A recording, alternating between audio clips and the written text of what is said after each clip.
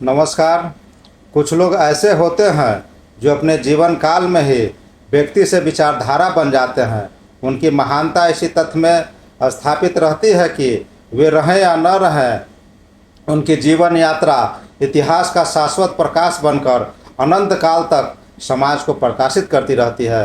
वैसे ही महान विभूतियों में अमर शहीद जगदेव प्रसाद भी एक थे, जो संपूर्ण जीवन अवशोषित वंचित पीड़ितों के लिए के मान सम्मान दिलाने के लिए अपनी जान की कुर्बानी दे दी। अमर शहीद जगदेव प्रसाद जी का जन्म 2 फरवरी 1922 ईस्वी को बिहार के गया जिला अंतर्गत कुर्था प्रखंड के कुल्हारी गांव में हुआ था। वह एक अत्यंत निर्धन परिवार में जन्म हुआ था। इनके पिता का नाम प्रयाग नारायण था।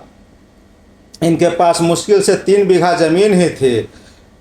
प्रयाग नारायण ने स्थानीय मिडिल स्कूल में से शिक्षा प्राप्त की थी और स्थानीय प्राथमिक विद्यालय में ही शिक्षक थे।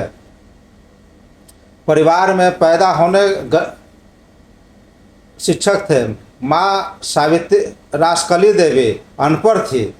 निम्न एवं मध्यवर्गीय परिवार में पैदा होने के कारण जगदेव प्रसाद की प्रवृत्ति शुरू से ही संघर्षशील और जुझारू थे।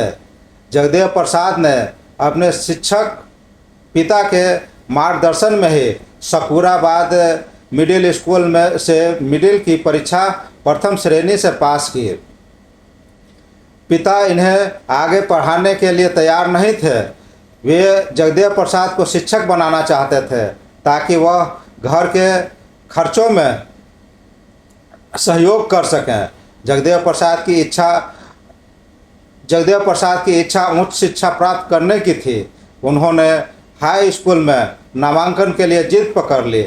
पढ़ाई के लिए जगदेव बाबू की विशेष रुचि को देखकर इनके पिता ने अपने मित्र यदु महतो के सहयोग से जगदेव प्रसाद का नामांकन बीटी हाई स्कूल जहानाबाद में करा दिए।